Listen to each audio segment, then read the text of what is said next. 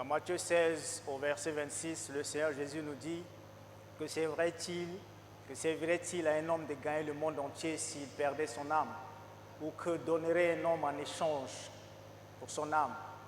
Ce qui revient à dire que pour le Seigneur Jésus, quel que soit le degré que nous atteignons dans la vie, en termes de popularité, d'influence ou de richesse, ce qui importe le plus à Dieu, c'est notre âme, d'appartenir au Seigneur Jésus.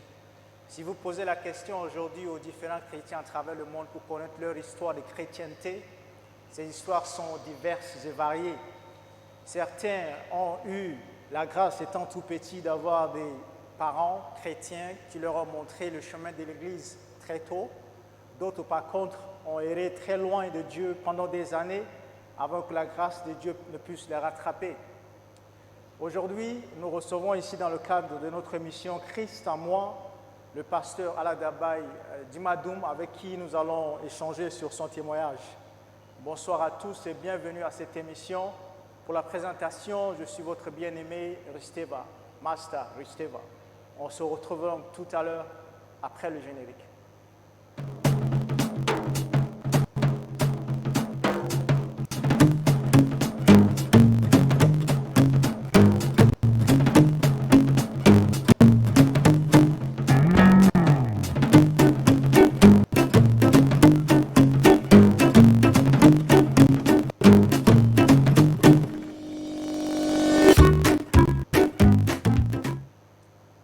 Sur le plateau de notre émission. Comme je le disais, nous recevons aujourd'hui le pasteur Aladabaï Dimadoum de l'Église de la Parole de Vie. Bonsoir, pasteur. Oh, bonsoir, cher bien-aimé. Comment allez-vous? Eh bien, très bien, par la grâce de Dieu. C'est un privilège pour nous de vous avoir avec nous ce soir dans le cadre de l'émission. Je disais que vous vous appelez pasteur Dimadoum Aladabaï. Mais oui, on vous connaît beaucoup plus sous le nom de Pasteur Man. Alors, d'où vient cette appellation? Ben, oui, en fait, c'est le diminutif de Manoko. Parce que ce nom m'a été donné à l'initiation, parce que j'ai été à l'initiation. Avant l'initiation, j'avais un autre nom. Et quand j'étais à l'initiation, au sortir de l'initiation, on m'a nommé Manoko. Et donc le diminutif de Manoko, c'est Man. Et je suis plus connu sous le nom de Man. D'accord. Voilà. D'accord. Merci beaucoup, pasteur. Je disais qu'aujourd'hui, nous allons parler de vous, de votre témoignage, de votre passé et de votre présent. Beaucoup plus de votre passé. Comment est-ce que vous avez grandi personnellement et comment est-ce que vous êtes arrivé par la suite à connaître le Seigneur Jésus. Je sais que d'habitude, ce n'est pas facile de parler de soi, de témoigner. La Bible nous dit dans Apocalypse 12, 11 qu'ils l'ont vaincu à cause du sang de l'agneau et des paroles de leur témoignage. Tout à fait. Qu'est-ce que vous ressentez quand il s'agit de pouvoir partager vos témoignages? Ben, ce que je ressens au fond de moi, c'est le plaisir de dire ce que le Seigneur a fait pour moi. Amen, amen. Donc, le pasteur, vous êtes né où exactement? Je suis né à Sarre. Né à Sarre. Oui, mais j'ai grandi à N'Djamena. Grandi à N'Djamena. Oui, c'est ça. Dans une famille de combien d'enfants? Ben, 8 enfants. 8 enfants. Oui. Vous occupez quelle place? Ouais, c'est le 4e enfant. 4e enfant. Ouais. Super. Ouais. Pendant que vous étiez encore dans le ventre de votre mère, la famille va traverser une situation assez triste. Ouais. Est-ce que vous pouvez nous parler de cela? Ben, oui, avec plaisir. En fait, à quelques mois de ma naissance, mon père était décédé. Donc, moi, je n'ai pas eu la grâce de voir physiquement mon père comme certaines personnes. Vous voyez? Donc, il y a ce vide-là. Hein, je vivais en fait avec ce vide. Je réclamais mon père dans le secret, personne ne le savait. Je voulais coûte que coûte voir mon père. et ce qui était impossible. Donc quand vous étiez né, votre père était déjà décédé? Oui, justement. Est-ce que avec maman, elle vous a montré le chemin de l'église? Est-ce que vous partiez déjà à l'école du dimanche étant enfant ou pas? Non, pas du tout.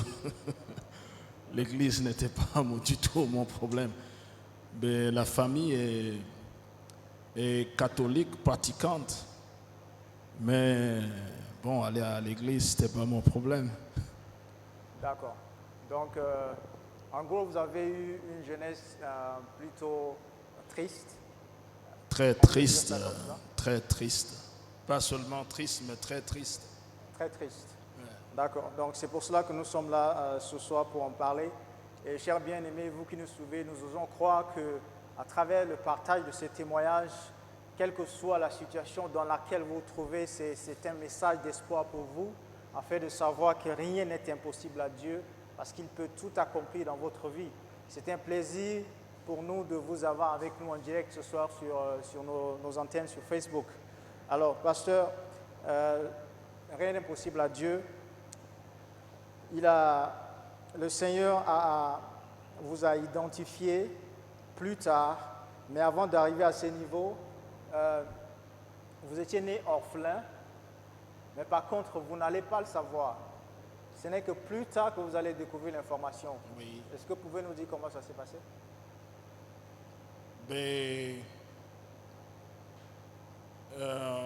Mon beau-père venait à la maison quand j'avais 6 ans ou 7 ans.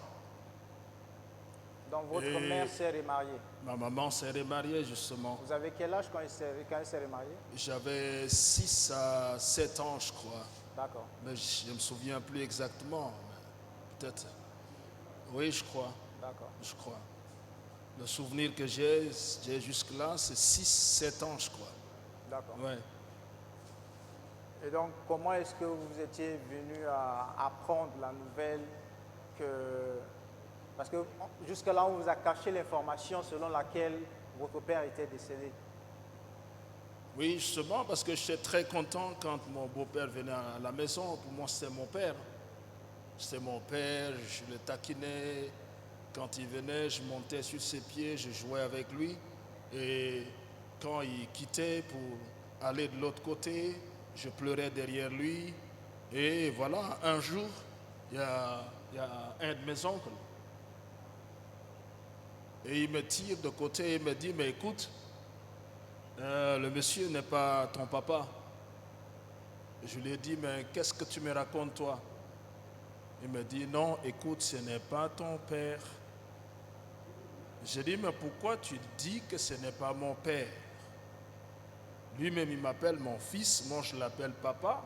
Lui, il ne m'a rien dit et toi, tu me dis que ce n'est pas mon père. Est-ce que tu peux m'expliquer cela? Il m'a dit, non, écoute, ton papa est décédé il y a très longtemps. Et lui, c'est plutôt ton, comment on le dit? C'est ton beau-père, ce n'est pas ton père. Voilà, c'est comme ça que j'ai appris la nouvelle. Et à cet âge-là, j'avais du mal à gérer l'information en fait. Et cela est venu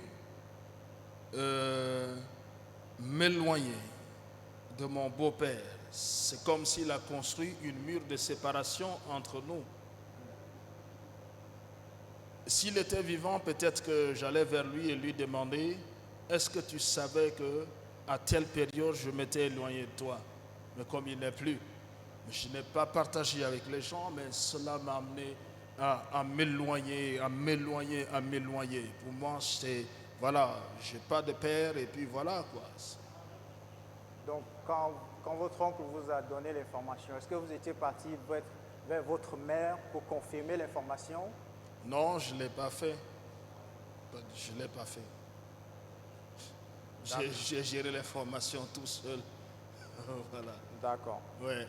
Donc, en plus de découvrir subitement cette information, vous allez apprendre également plus tard que, à la nouvelle du décès de votre père, les parents de votre père, ils avaient complètement délaissé la maman seule avec les enfants. Oui, justement. Ma maman a été dépouillée, si je me permets le terme. Elle a été dépouillée, abandonnée avec ses enfants. Donc c'était une période assez difficile pour nous en fait. Voilà pourquoi, voilà pourquoi on disait tout à l'heure que vous avez vécu une enfance et une adolescence beaucoup plus assez difficile. Oui, triste, très triste. Triste et difficile. Voilà, très triste. D'accord. Très triste. Et donc vous avez appris la nouvelle à travers votre oncle. Oui. Et à cet âge, la capacité de la gestion d'informations, c'est pour vous, est-ce que vous auriez préféré ne pas savoir? Vous auriez préféré ne pas avoir l'information? Ben oui. Parce que, imagine-toi, j'avais du mal à gérer l'information. Et cela créait un choc terrible en moi. Donc c'était mieux de ne pas savoir. Mais oui, pour moi, c'était mieux de le savoir plus tard. De le savoir plus tard. Plus tard. Oui. Je n'avais pas l'âge de gérer cette information. Donc pour moi, c'était mieux de le savoir plus tard, un peu plus tard. Absolument. C'est pour cela que certains enfants traversent des traumatismes dépendant des situations dans lesquelles ils se trouvent. Tout à fait. Et cela se justifie d'ailleurs à l'école quand on nous apprend les mathématiques. Au CP1, CP2, on nous dit, pour faire les calculs, par exemple, on dit on peut faire un chiffre plus grand moins un chiffre plus petit. C'est-à-dire on fait 3 moins 2. Ouais. Mais on nous dit que 2 moins 3 est impossible. Mais plus tard qu'on arrive au CM1, on apprend que 2 moins 3 est possible. La réponse est négative. Ouais. Ça signifie que l'information qu'on donne à l'enfant doit être proportionnelle à son niveau et sa capacité d'analyse. Mais je suis d'accord avec toi. C'est pour ça qu'on parle de la progression. La progression pédagogique. Absolument. Ben oui. Absolument. Je suis d'accord avec toi. Et donc, quel conseil est-ce que vous allez donner aujourd'hui aux parents qui ont des enfants et qui ont des informations assez importantes à leur donner? Bon, mais ça dépend de l'inclinaison de chaque enfant, parce qu'il y en a qui sont très fragiles, il y en a qui sont assez forts. Quand je prends mes enfants, je connais l'inclinaison de mes enfants. Je sais avec quel enfant partager telle information et telle autre. Et je sais aussi comment me comporter avec les enfants. Il y en a qui tiennent, donc des fois je suis dur, un peu dur. Et il y en a qui sont très fragiles, je sais comment aussi aller et communiquer avec eux. Mais c'est comme ça, il faut connaître chaque enfant. Maintenant, quand tu arrives à connaître ton enfant, et tu peux partager l'information avec cet enfant. Super. Donc, l'information que vous avez eue par rapport au décès de votre père, cela vous a amené à vous révolter et vous avez commencé à blâmer Dieu en fait. Ben oui, pour moi, Dieu était injuste. Mais quand je vois les autres avec leur père, et moi je n'ai pas mon père, mais vous voyez, pour moi, Dieu est injuste. Pourquoi il n'a pas laissé mon père pour me permettre à moi aussi de tenir sa main, de me promener avec lui, quand je vois les autres tenir les mains de leurs enfants et tout. Mais ça, déjà, pour moi, Dieu est injuste. Et je suis allé jusqu'à dire à quelqu'un, je lui ai dit, ne me parle pas de Dieu. Je l'ai dit. Le frère est là, il est vivant.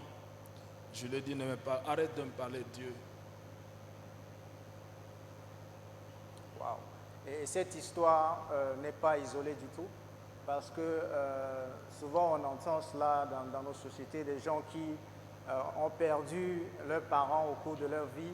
Et souvent la conclusion c'est de blâmer Dieu, c'est pourquoi ceci, pourquoi c'est arrivé à moi, pourquoi est-ce que tu n'as pas gardé mon père, pourquoi est-ce que tu n'as pas gardé ma mère. Et amis internautes, si vous nous suivez en ce moment, peut-être que vous connaissez une personne qui traverse cette situation ou qui a traversé cette situation, mais peut-être que vous-même vous trouvez dans cette situation. Nous vous invitons à rester avec nous jusqu'à la fin de cette émission. Et donc, pasteur, vous avez passé des nuits blanches à pleurer, réclamant votre père. Ben oui, dans le secret, parce que personne ne le savait. Je ne sais pas, est-ce que je peux compter le nombre de nuits blanches que j'avais passées, réclamant mon père dans les pleurs, les larmes. Vous savez, moi, je n'ai pas connu la faim. Mais pour moi, le fait que mon père ne soit pas là, c'est plus que la faim, en fait. Donc, ce que je dis, peut-être que les orphelins comprennent mieux. Ils comprennent cette douleur-là mieux. Je n'ai pas connu la faim. Mais l'absence de mon père, déjà, pour moi, c'est plus que la faim. Et donc, je réclame mon père et je le réclame amèrement. L'absence de cet amour paternel a créé en vous un vide. Un déséquilibre total. Un déséquilibre. Pas un vide seulement, mais un déséquilibre social, un déséquilibre total. Et donc, comment est-ce que vous avez cherché à l'époque à pouvoir rééquilibrer les choses dans votre vie? À pouvoir combler ce vide? Je me suis rebellé. Il fallait se rebeller contre la société.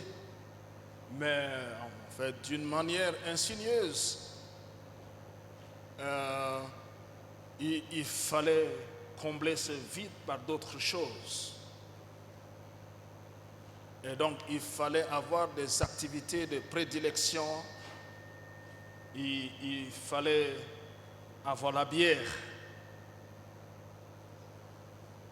Et moi, je buvais. Je suis quelqu'un qui buvait de la bière. Et à côté de la bière, il y a la cigarette. Je fumais. Et en plus de ça, c'est accompagné de femmes, parce que je me suis lancé dans la vie de débauche pour combler en fait ce vide-là. À quel âge est-ce que vous avez commencé à fumer votre première cigarette? Ben, vous savez, quand j'étais petit, bon, mais ça c'était les courges. Vous voyez, déjà on a commencé à 6 ans, 7 ans déjà à fumer, et puis après, c'est après l'initiation en fait parce que j'ai été initié. Je l'ai dit tout à l'heure. Oui. Donc après l'initiation, comme on nous dit là-bas, tu es homme et tout, donc voilà. Après l'initiation, moi j'ai commencé à fumer. Donc c'était à l'âge de 12 ans. À l'âge de 12 ans. J'ai commencé à fumer. 12 ans, c'est-à-dire vous étiez entre 6e et 5e. Oui.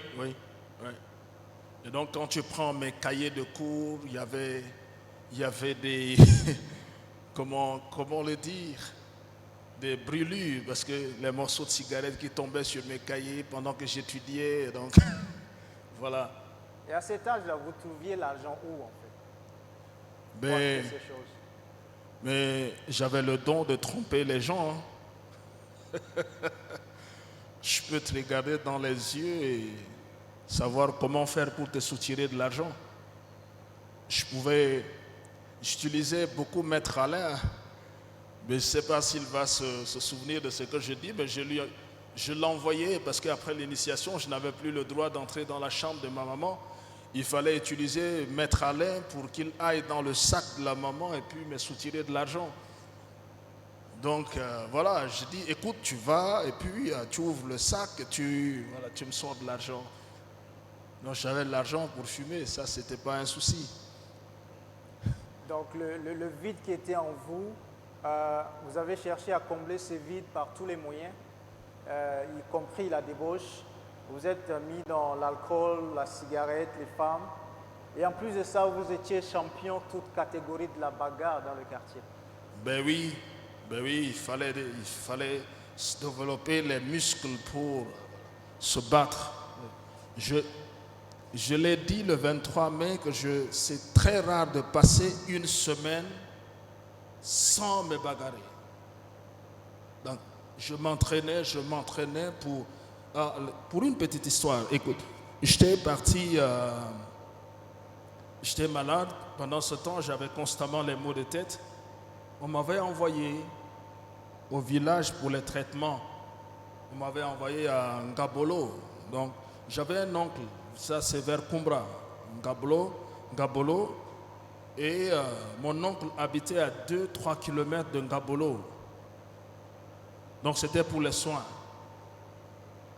Donc tellement que j'étais poli avec lui, tout ça, il m'a donné un pouvoir. Donc j'ai ce pouvoir de coup de poing, j'ai ce pouvoir comment appeler, anti-poison et tout, quoi. Donc, cela m'a amené très loin, très, très loin. Wow. Donc, toute ma vie tournait autour de ces choses. Wow. Ouais.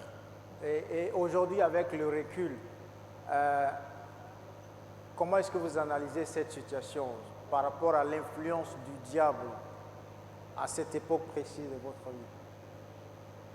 Mais je n'ai pas très bien compris la question. Avec le recul aujourd'hui, oui. Comment est-ce que vous regardez cela? Parce qu'à l'époque, peut-être vous pensiez que c'était vous qui agissiez de cette sorte, oui. Mais en fait, la main du diable était derrière. Ben oui, la main du diable, est-ce que c'est... Oui, mais c'est vrai, parce que le diable, quand tu fais quelque chose qui n'honore pas Dieu, ça l'honore lui, donc il te pousse davantage à le faire. D'accord? Avec ce recul, maintenant, je vois que Dieu a permis tout cela. Dieu avait un plan particulier pour ma vie. Ça, c'est avec le recul aujourd'hui.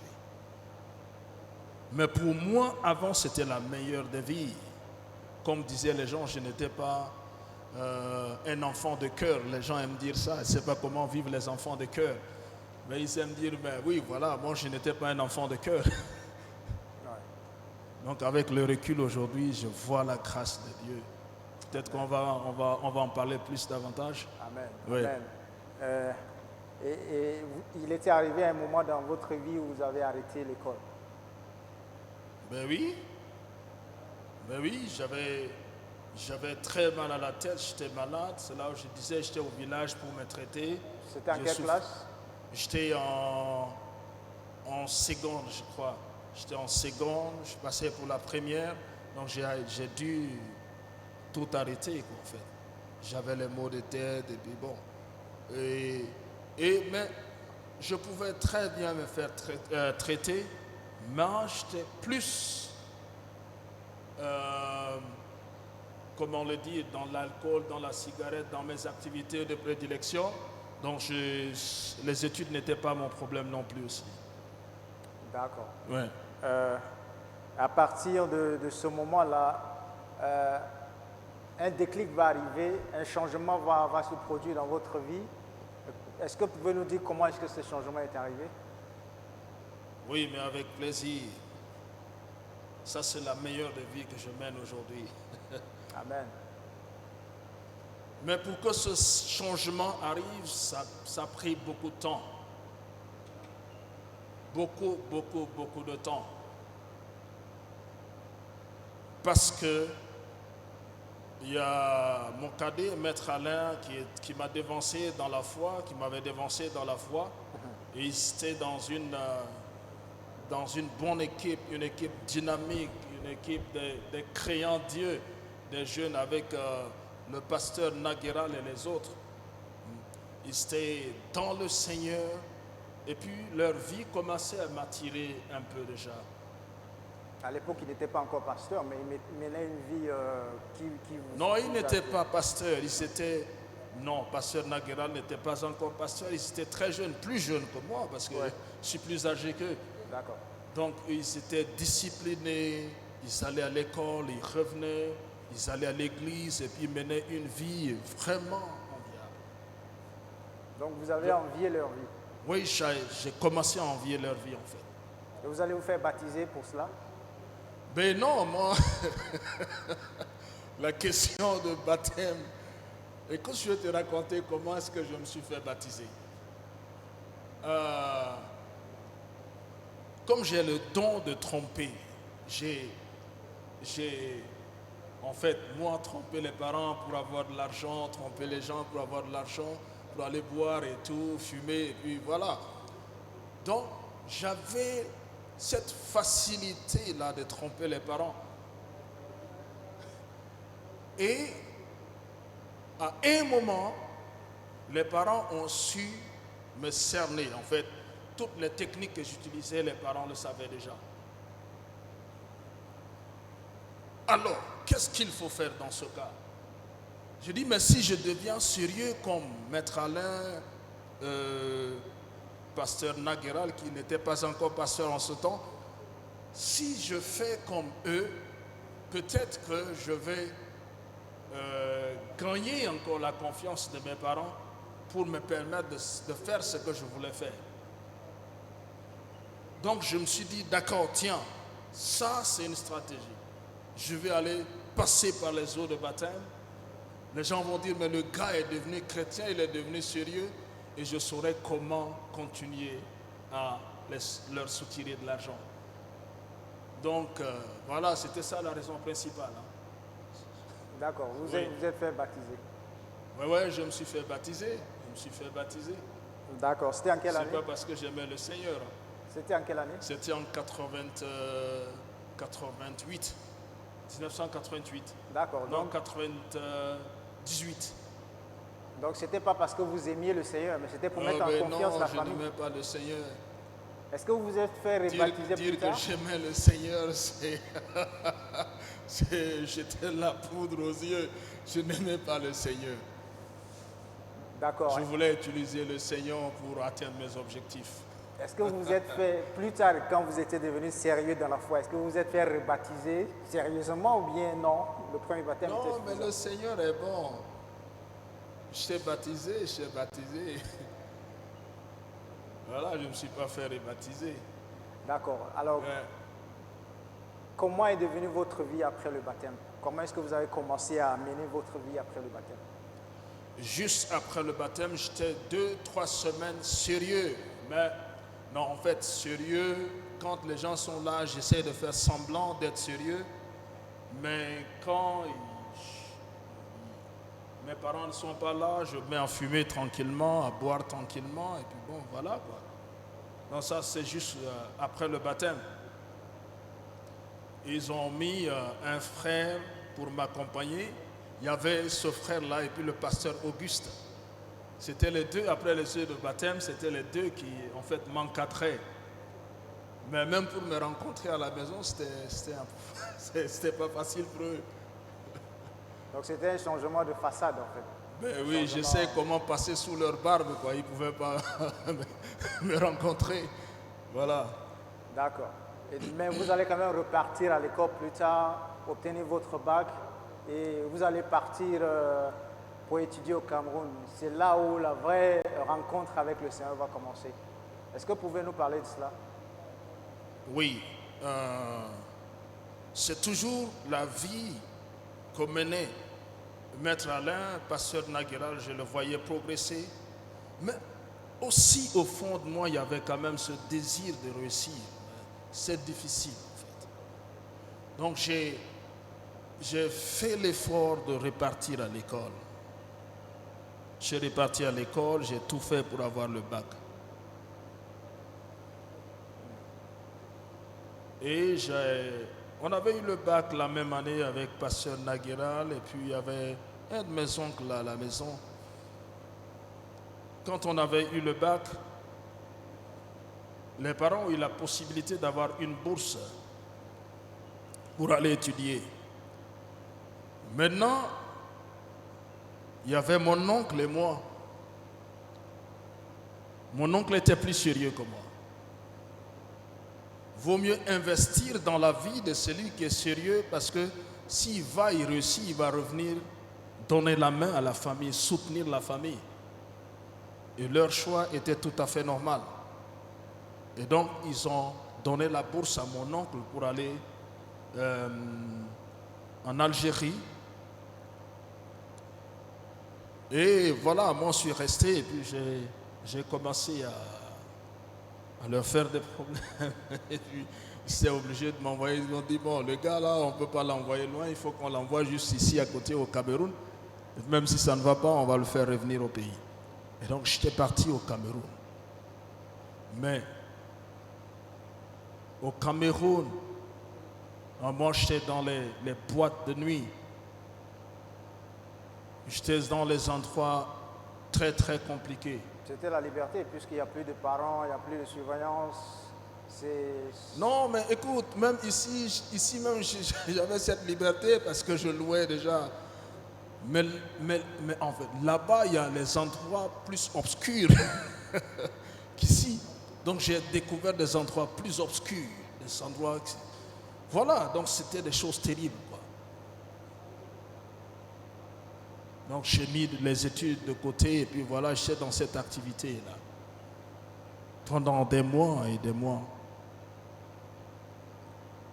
Et après, il y a un frère qui va... Oui. Quand Dieu a un plan pour ta vie, quand Dieu veut agir dans ta vie, Dieu planifie les choses de telle sorte qu'il te sortira de la boue. Amen. Pendant que je menais cette vie, à un moment, je ne pouvais plus continuer. Je pleurais dans mon cœur. Je passais de nuit blanche. Et le frère Adomtar Nobatou était pendant ce temps au Cameroun. Et c'est lui que le Seigneur va utiliser. Dieu va utiliser ce frère pour m'aider à sortir de la boue. Et ça, c'est quelque chose que je ne vais jamais oublier. Il m'avait acheté une Bible. Il venait me parler de Dieu. Et là, je commençais déjà à avoir la soif de connaître le Seigneur. Et en fait, les évangélistes m'ont amené plusieurs fois à faire cette prière, cette répétition d'accepter le Seigneur. Mais je l'avais fait juste pour leur faire plaisir. Plusieurs fois. Ça ne venait pas du cœur. Non, pas du tout. Mais c'est là-bas au Cameroun. Je vais m'asseoir tout seul dans la chambre. Et je vais faire cette prière maintenant. Sincèrement, demandant à Dieu que je l'accepte comme mon Seigneur et mon Sauveur personnel. Qu'il prenne le contrôle de ma vie. Amen. Et qu'il m'aide. Et donc c'est au Cameroun que j'ai fait cette prière. Amen. Tout à l'heure, vers la fin de l'émission, pasteur, on vous donnera l'occasion de pouvoir aider nos amis internautes à faire cette prière. Parce que nous croyons que dans le monde spirituel, la distance n'est pas une barrière. Nous allons y arriver. Donc, comment s'est passé... est-ce que vous avez été réticent au départ quand le frère Adunta venait vers vous pour vous demander d'aller à l'église? Est-ce qu'il y avait une réticence? Oui, au début, je ne voulais pas y aller. Parce que j'avais la bière à côté, j'avais la cigarette et puis les femmes. Alors, lui il vient m'embêter avec cette histoire de Dieu. Je ne voulais pas. Au début, je ne voulais pas. Quel conseil est-ce que vous avez à donner aux chrétiens qui vont pour évangéliser et qui se retrouvent face à avec des individus que Dieu a appelés mais qui sont réticents à la réception de la parole de Dieu? Quel conseil est-ce que vous avez donné à des évangélistes qui se retrouvent à cette barrière, devant cette barrière? Mais pour donner ce conseil, je vais raconter une petite histoire. Il y avait un frère qui était à l'église sous le pont là. Il y a une église sous le... Ouais. Là. Tu vois un peu? Ouais. J'ai oublié le nom. Rond-point Chagua. Oui, rond-point Chagua, en traversant le pont là. Ouais. Juste sur la gauche, la descente là. Ouais. Il y a une église là. Je m'excuse. Donc, ce frère-là venait m'évangéliser à la maison.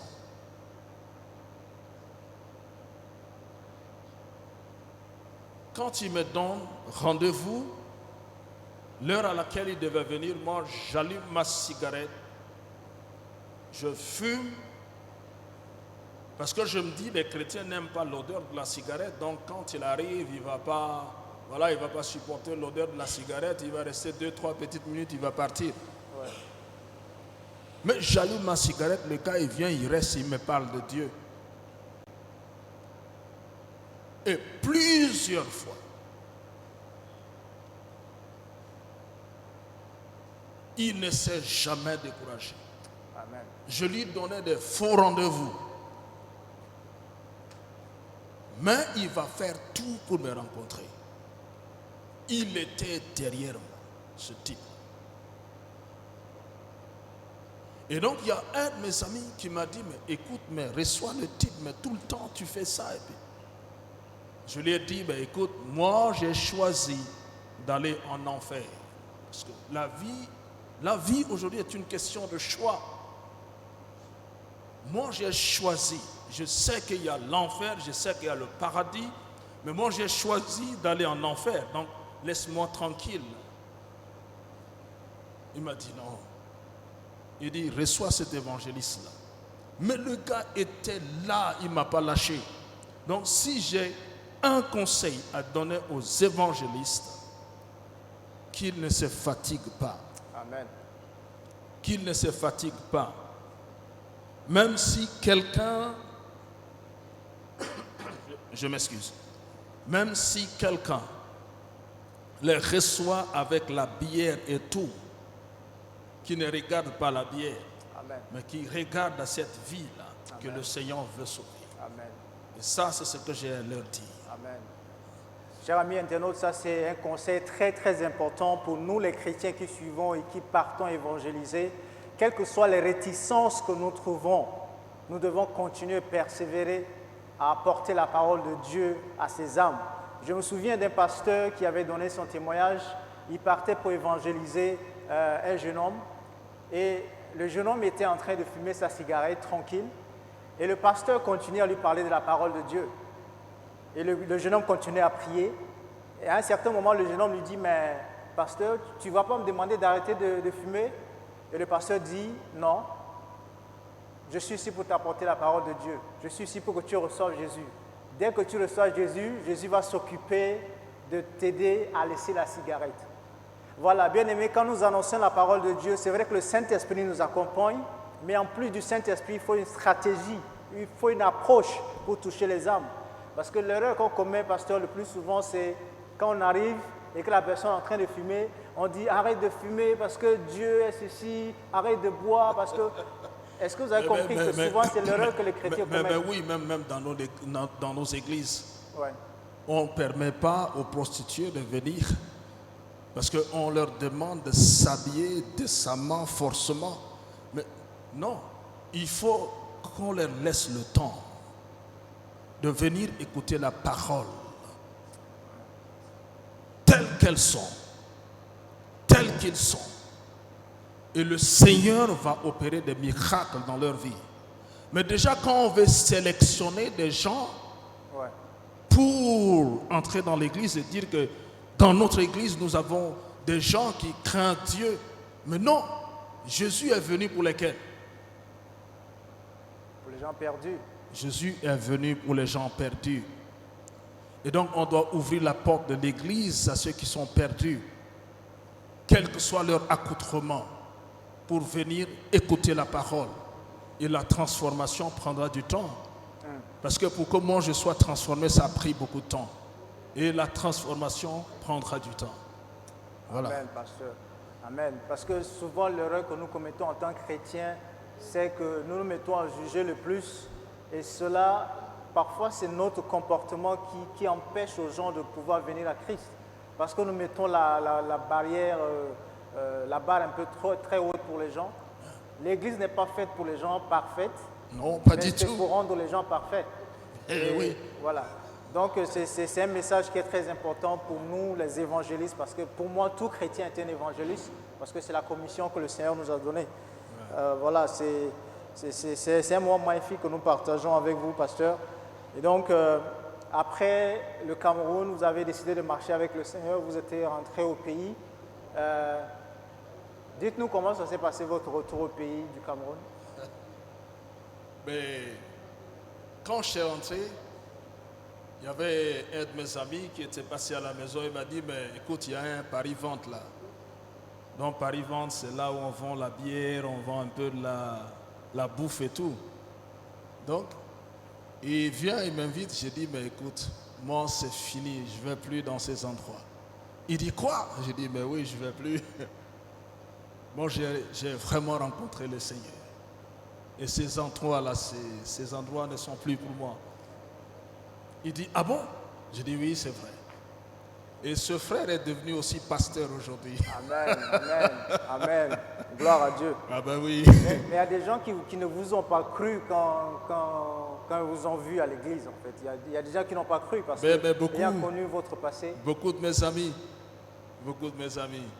il y a, en fait, quand je suis rentré, j'allais à l'église de Dieu de Moussal. Et il y avait un jeune frère qui était là et qui me voyait venir à l'église et puis j'étais régulier. Un jour, on avait fini le culte, je rentrais et lui m'a suivi. Il m'a suivi, il m'a demandé, mais grand frère, qu'est-ce que tu viens faire ici? Je lui ai dit, mais bon, qu'est-ce que les gens viennent faire ici? Les gens viennent adorer Dieu. Et tu me demandes qu'est-ce que je viens faire? Il dit, non, mais toi, c'est que tu as vu une belle fille à l'église ici, c'est pour ça que tu viens là. Je lui ai dit, non. Il dit, non, grand, je te connais très bien. Mais il me connaissait. D'accord? Avant d'aller au Cameroun, il me connaissait. Ouais. Mais quand je suis rentré, il y avait une transformation à l'intérieur et il ne le savait pas. Absolument.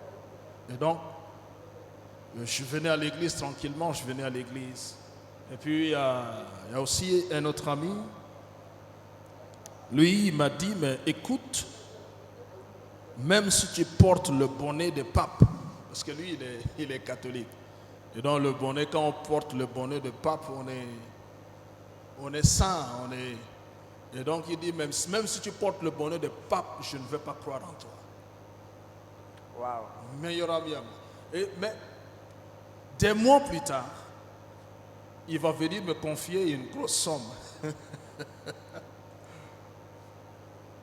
Il m'a confié de l'argent. Lui qui m'avait dit, mais si tu avais même le bonnet de pape, je ne vais pas te faire confiance. Il a fini par me faire confiance. Amen, amen, gloire à Dieu. Nous avons le berger, le pasteur Nagiral Toidibaï qui a donné un témoignage à propos de vous. Et nous allons tout à l'heure passer au niveau de la régie pour pouvoir écouter ce témoignage et nous revenons après le témoignage pour pouvoir en discuter. C'est une belle surprise.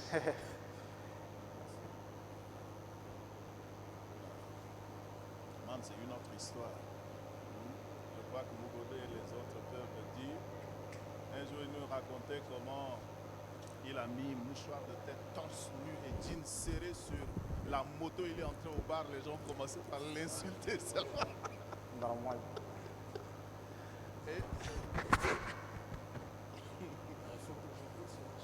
Man, c'est une histoire particulière.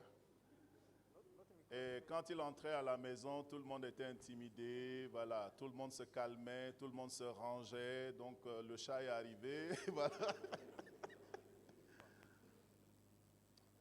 Avec Maître Alain, nous étions très religieux, mais lui, pas du tout. Mais bon, voilà, Dieu l'a saisi, et quand Dieu l'a saisi, il nous a grandement surpris. Man a un cœur pastoral, Maître Alain a un cœur évangéliste, lui il a un cœur pastoral. Il a la compassion et il sait lire une personne, il sait être patient envers une personne. Ce sont là les marques d'un pasteur. Un évangéliste, il veut que tu changes aujourd'hui. Il dit, mais je priais pour toi, pourquoi tu n'as pas changé? Mais le pasteur, il sait qu'après la prière, il y a un travail de suivi, de cure d'âme et il y a un temps, on ne grandit pas en un jour. Et Man sera mon adjoint direct ici, dans l'église locale. En mon absence, c'est lui qui dirige l'église, le conseil de l'église. Donc, c'est lui le premier adjoint ici à l'église. Donc, lui, c'est au niveau local. Et le deuxième adjoint, c'est le docteur Konodi Olivier. Man, c'est une autre histoire. Je crois que Mougodé et les autres peuvent le dire. Un jour, il nous racontait comment il a mis mouchoir de tête, torse nu et jeans serré sur la moto. Il est entré au bar, les gens commençaient par l'insulter seulement.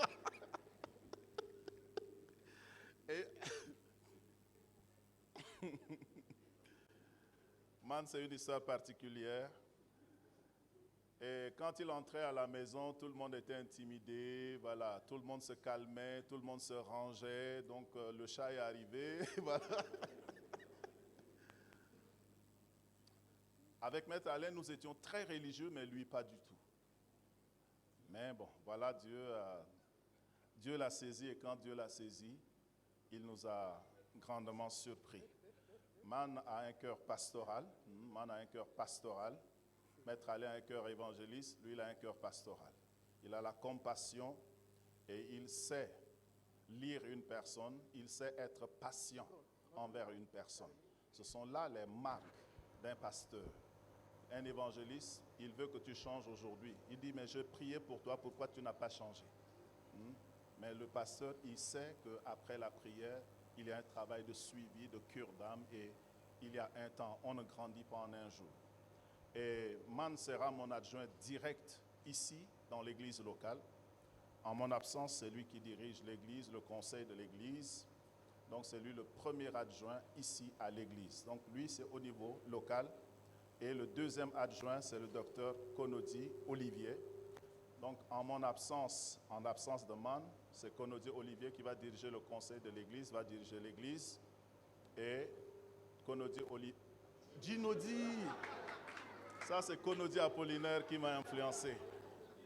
Ginodi Olivier, je l'ai, bien que deuxième adjoint, je l'ai détaché pour la jeunesse. Je suis un peu vieux déjà. Il y a 10 ans, on m'appelait jeune pasteur. Mais là, je n'ai plus cette arrogance de la jeunesse. Lui, il peut avoir l'arrogance de la jeunesse pour gérer la jeunesse. Donc lui, il va être avec la jeunesse, cure d'âme, toute l'attention qu'il faut à la jeunesse. Donc il va travailler de très près avec le président de la jeunesse, l'équipe de la jeunesse. Il a déjà commencé par œuvrer dans ce sens déjà. Donc lorsque je suis là, je sais qu'il y a tout un monde pour s'occuper de telle catégorie et de telle autre catégorie. Donc Man et Ginodi Olivier sont mes adjoints directs en local, au niveau local ici. Ils vont m'aider à diriger l'église, ils vont m'aider à alléger un peu la tâche pour me permettre de me consacrer à peut-être au leadership national ou bien international, à lire un peu plus et puis voilà. Donc voilà leur rôle. Le docteur Nansra, lui, il est consacré. De retour sur le plateau, chers amis internautes, nous recevons aujourd'hui le pasteur Djimadoum Aladabay avec qui nous échangeons sur son témoignage et sa vie avant de recevoir le Christ et après Christ. Alors pasteur, nous venons de suivre le témoignage du berger de l'église de la parole de vie, le pasteur Nagiral Toydibay, à propos de vous. Quand vous avez rencontré le Christ au Cameroun, ensuite vous étiez entré au pays, malgré le fait que vous avez déjà rencontré le Christ, il vous a pris du temps pour guérir de cette blessure intérieure par rapport à la perte de votre papa? Non. Cette perte de mon père, le fait d'être orphelin, cela a causé une blessure, comment dirais-je, inguérissable. C'était une plaie inguérissable. J'ai accepté le Seigneur, je me suis mis à servir le Seigneur. Mais je ne savais pas que cette plaie-là n'était pas encore guérie. Et donc, nous étions au culte un jour, le pasteur prêchait. Si je me rappelle, le thème était « Où est mon Père ?» Et c'était à l'issue de cette prédication-là que le Seigneur va guérir cette plaie. Amen. Et comme je l'ai dit, quand vous êtes orphelin,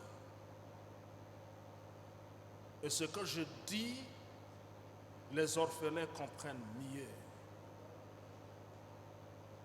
l'absence du papa ou bien de la maman, ça dépend. Mais quand ton père n'est plus ou bien ta mère n'est plus,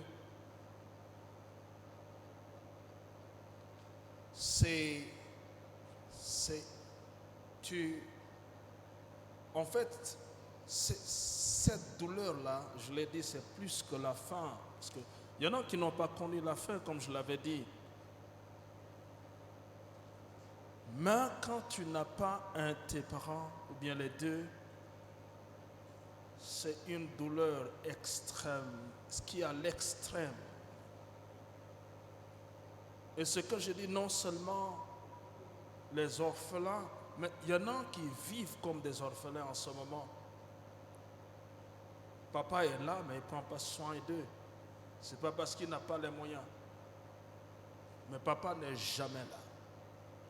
Et ceux-là aussi vivent comme des orphelins. Papa est vivant, mais papa les a abandonnés. Et ils vivent aussi comme des orphelins. Et ceux-là comprennent mieux le message que je donne en ce moment. Donc, je ne vais pas entrer beaucoup plus dans les détails, je vais m'arrêter là. S'il y a d'autres questions, allez-y. D'accord, pasteur. Et donc, après votre conversion, quels sont les défis auxquels vous avez fait face? Vous avez parlé tout à l'heure, avant l'interruption, des moqueries qui venaient des gens qui vous connaissaient et qui ne croyaient pas en votre transformation. Parce que la nouvelle naissance, c'est une expérience spirituelle, donc ça ne se voyait pas sur votre physique. Et donc, du coup, les gens ne vous croyaient pas. Et en dehors de cela, quels sont les autres défis auxquels vous avez fait face? Ben, écoute, quand tu fumais, que tu viens en Christ, le diable va te présenter ce que tu aimais. Il va venir toujours avec la cigarette. Quand tu sortais librement avec les femmes, d'accord? Ce qui va te présenter, c'est les femmes. Quand tu buvais l'alcool, la bière, n'est-ce pas? Ce qui va te présenter, ce sont des défis auxquels je faisais face. Quand j'avais accepté le Seigneur, j'ai commencé ma marche avec le Seigneur, c'était mes défis. Comment faire pour me débarrasser de ces choses? Voilà, donc là, c'était mes défis. Et la moquerie des gens. Et comment est-ce que vous êtes parvenu à surmonter ces défis-là au fil des ans? Ben oui, je faisais de jeûnes et tout ça plusieurs fois. Et un jour, je racontais à mes amis, je leur disais qu'un jour, j'étais avec la cigarette, je fumais, je pleurais en même temps. Ça, c'était avant votre conversion? Non, ça c'était après. Après la conversion? Après la conversion, parce qu'il fallait se battre pour arrêter toutes ces choses-là. Ouais. Donc j'étais là, je voulais coûte que coûte abandonner la cigarette et c'était pas facile. Donc un jour j'étais là, je fumais, je pleurais. Je demandais au Seigneur de faire quelque chose. Donc ce n'était pas facile. Ça, c'était mes défis. C'était mes défis. Le défi d'être juste. J'aimais aussi mentir, donc il y avait ce défi.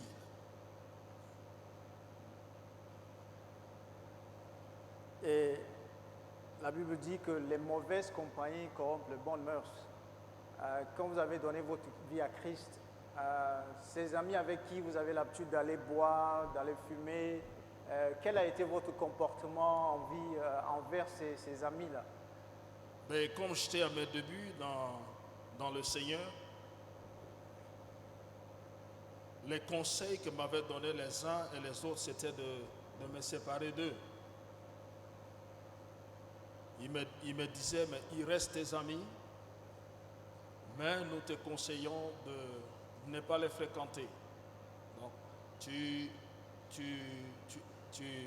te fais d'autres amis qui sont dans la foi Et comme ça te permet d'écouter la parole de Dieu tout le temps, de marcher avec eux, et puis petit à petit, tu vas y arriver. Et donc maintenant, si tu arrives, tu peux repartir vers tes amis. Alors c'était les conseils que me donnaient les uns et les autres. Et j'ai mis ces conseils-là en pratique et j'ai obtenu un bon résultat en fait. Amen, amen. Donc, vous avez eu un parcours assez bouleversant depuis l'adolescence jusqu'à âge adulte, mature. Et après votre rencontre avec le Seigneur, vous avez commencé à grandir dans votre foi. Et aujourd'hui, vous êtes pasteur. Comment est venu cet appel pastoral dans votre vie? Mais je savais au fond de moi que Dieu m'a appelé. Je savais, c'était pas très clair dans ma tête, mais je le savais. Mais c'est pour cela qu'il faut avoir un bon mentor dans la vie. Et moi, Dieu m'a fait grâce d'avoir un bon mentor. Pendant que la chose n'était pas très claire dans ma tête, mon père spirituel me disait, toi tu es un pasteur. Le pasteur Naguéral me disait déjà que tu es pasteur. Et ça confirmait ce que je ressentais dans mon cœur. Et donc, j'avais l'appel, je sentais dans mon cœur, mais la confirmation est venue beaucoup plus de lui. D'accord. Donc, vous avez décidé de devenir pasteur. Je suis sûr que non, je n'ai pas décidé, le Seigneur m'a appelé. Le Seigneur vous a appelé. Vous avez décidé d'accepter l'appel. Parce oui, mais oui, oui, tout à fait. Oui, ils ont rejeté l'appel. Oui, moi j'ai accepté l'appel avec beaucoup de plaisir. D'accord. Donc vous vous souvenez de la date de votre naissance, vous vous souvenez certainement de la date de votre mariage. Est-ce que vous vous souvenez de la date de votre ordination en tant que pasteur? Mais... C'est pas une question piège. Ça s'est passé l'année passée. C'était l'année passée. C'est une bonne question. Je connais la date en fait. C'est en octobre. Le 4 octobre 2020. Oui, c'est le 4 octobre. Retenir les dates, j'ai ce souci-là. D'accord. Donc c'était le 4 octobre de l'année dernière. Oui, c'était ça. Vous avez été consacré à un berger ici à l'église La Parole de Vie. Nous avons une séquence de votre consécration en tant que pasteur. Et nous allons suivre cette séquence tout à l'heure avec nos amis de la régie.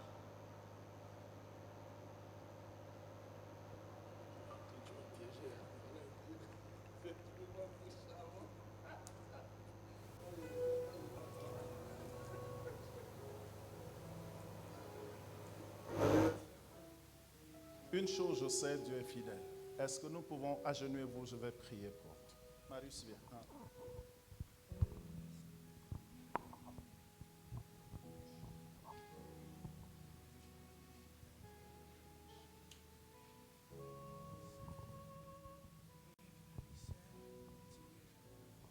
Que les parents prient avec nous, que toute l'église prie avec nous.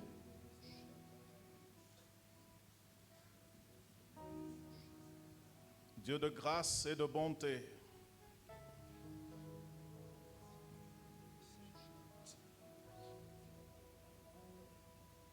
tu as demandé à Moïse d'appeler Josué, fils de Nun.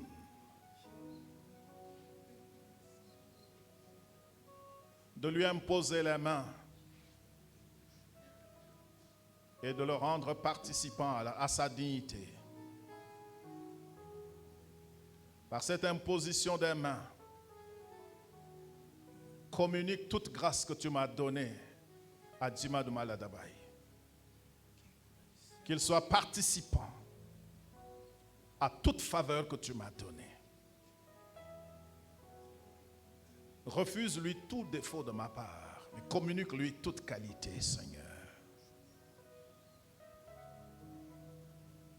Accorde-lui l'onction, la puissance du ministère. Que les paroles de sa bouche soient tranchantes. Que les prières de sa bouche chassent les démons, les puissances occultes. Au nom puissant de Jésus-Christ. Quand il se tiendra parmi 1000 prédicateurs, donne-lui sa marque à lui. Lebroshadai. Au nom puissant de Jésus-Christ. Accorde-lui la grâce de tenir face aux obstacles. Durcis son front comme tu l'as dit à ton serviteur. Inébranlable face aux affronts de l'ennemi. Toi qui m'as béni, bénis-le. Ouvre-lui des portes. Que le Tchad reconnaisse son ministère. Que l'Afrique reconnaisse son ministère et que le monde entier reconnaisse son ministère. Que ce que nous faisons ne soit pas limité dans le temps ni dans une géographie quelconque.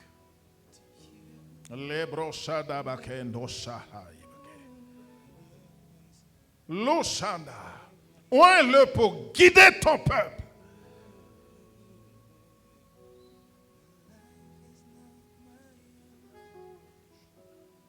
Que personne ne reste insensible à la voix de sa prédication.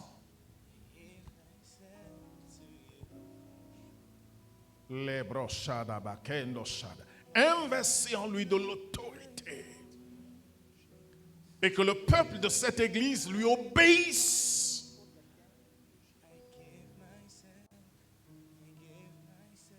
Donne-lui le don du leadership. Ouvre ses yeux. Qu'il voit ce que celui qui n'est pas ordonné ne voit pas, Seigneur. Qu'il voit ton secours partout, comme Élisée.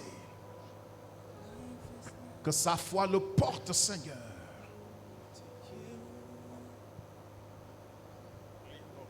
Je prie, Seigneur. Chers amis internautes, nous sommes de retour sur le plateau de l'émission Christ en moi. Et nous recevons aujourd'hui le pasteur Djima Doumalagabay avec qui nous avons échangé sur son témoignage personnel, sur sa vie, son passé, jusqu'à sa rencontre avec le Seigneur. Nous osons croire que parmi vous qui nous suivez, il y a certainement des gens qui ont traversé ces moments difficiles, des gens qui ont, à un certain moment de leur vie, peut-être été orphelins également, qui ont ce vide-là dans leur cœur, dans leur vie. Et pour combler ce vide, se sont livrés à des choses immondes, des choses qui les ont éloignés beaucoup plus de Dieu. Le pasteur a partagé avec nous son témoignage. Et aujourd'hui, tout à l'heure, je vais encore demander au pasteur de pouvoir partager un message personnel qu'il veut donner à ses bien-aimés, à ses frères qui nous suivent et qui sont dans cette captivité démoniaque qui les éloigne de Dieu et qui se demandent comment faire pour pouvoir revenir à Dieu et se donner complètement à lui. Alors, pasteur, qu'est-ce que vous avez comme message personnel? Merci. Je vais dire de la mort à la résurrection, de la catastrophe à la vie. Parce que cette situation précise m'avait éloigné de Dieu. J'étais désespéré dans la vie.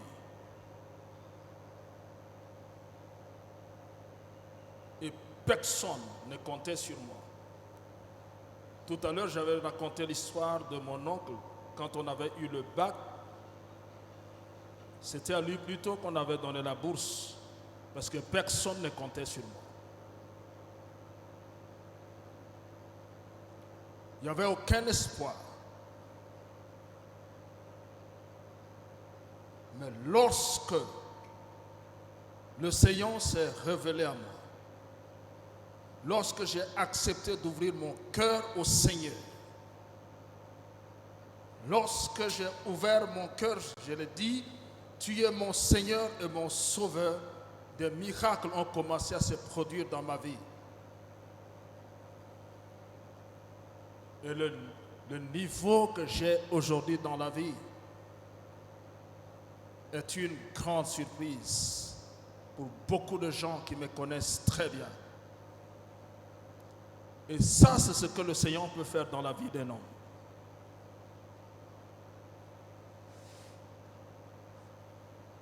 De la poussière, le Seigneur peut te saisir la main et te faire sortir de là pour te faire asseoir avec les grands. Et ça, c'est le message que j'ai à leur donner ce soir. Que rien n'est impossible à Dieu. Amen. Je leur demande de ne pas conclure leur vie. Parce que pour moi, c'est une conclusion active.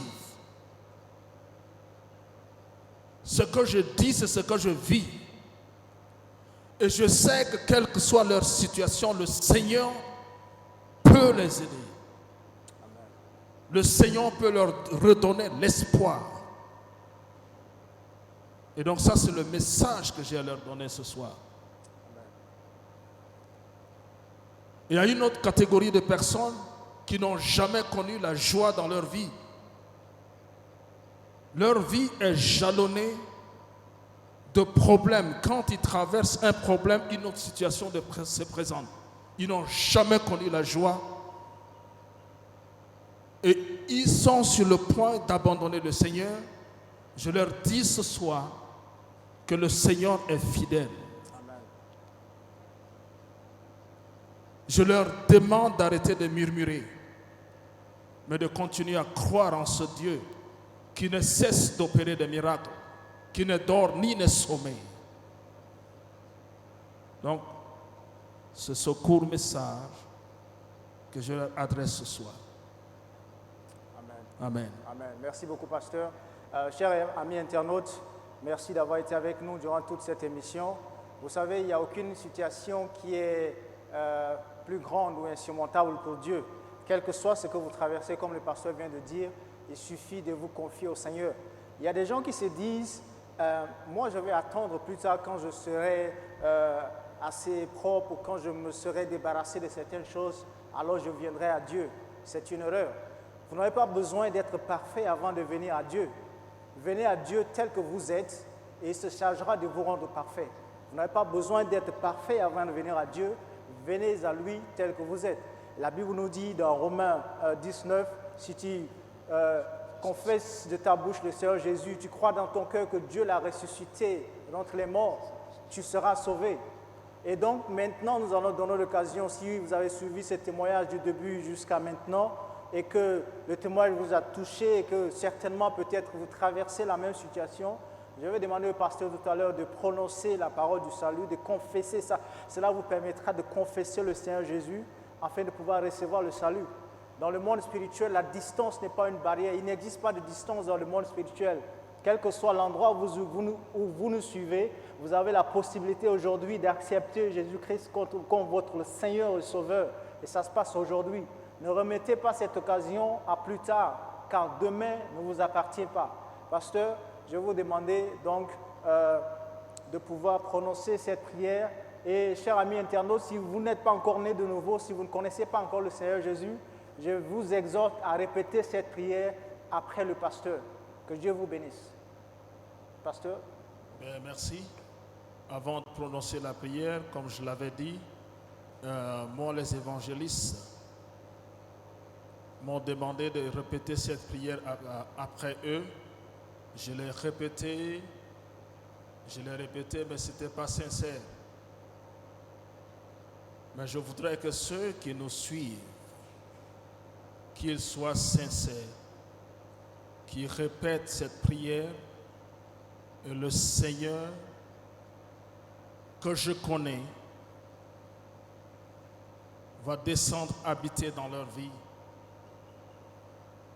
prendre le volant de leur vie et conduire leur vie. Donc, si vous m'écoutez et que vous avez pris à cœur de répéter cette prière, nous allons prier ensemble. Je vais être très court. Vous allez faire cette courte prière et après cette prière, vous allez voir vous-même dans votre vie le changement que le Seigneur va commencer à opérer. Donc nous allons prier le Seigneur. Seigneur Jésus, j'ai écouté ta parole, j'ai écouté ce témoignage, le témoignage de ton serviteur. Et je prends à cœur de venir à toi, Seigneur. Je viens à toi, Seigneur, ce soir, t'invitant dans ma vie, dans mon cœur. Seigneur, viens, prends, Seigneur, le contrôle de ma vie. Viens, habite dans ma vie, Seigneur. Viens et ôte de mon cœur la douleur que je ressens en ce moment. Viens et guéris mon cœur de cette douleur. Seigneur, je t'en supplie. J'ai essayé, je n'ai pas pu. Mais Seigneur, je sais que toi, tu peux le faire. Fais-le ce soir, Seigneur. Je te donne toute ma vie. Je te donne toute ma vie. Je te donne toute ma vie. Tout ce qui est en moi, Seigneur. Merci, Seigneur. Je décide de t'appartenir, quelles que soient les moqueries. Oui, Seigneur, même si je tombe plusieurs fois, aide-moi à me relever et à continuer la marche avec toi. Je te bénis, Seigneur. Je te bénis. Au nom de Jésus, nous venons de prier. Amen. Amen. Amen. Merci beaucoup, pasteur. Chers amis internautes, si vous avez répété cette prière, nous vous encourageons à vous rapprocher de l'église la plus proche de vous, là où vous vous trouvez, afin de pouvoir être bâti de l'intérieur et pouvoir grandir dans votre foi. C'était votre émission Christ en moi aujourd'hui. Et je rappelle que nous avons reçu sur ce plateau le pasteur Dima Doumaladabaye, le pasteur des églises de la Parole de Vie, ici au Tchad. Et c'est un plaisir d'avoir été en votre compagnie. Pour la présentation, moi, c'était votre bien-aimé Risteva, Master Risteva. C'était un plaisir. On se retrouve prochainement pour un autre numéro de Christ en moi. Que Dieu vous bénisse et bonne soirée à tous.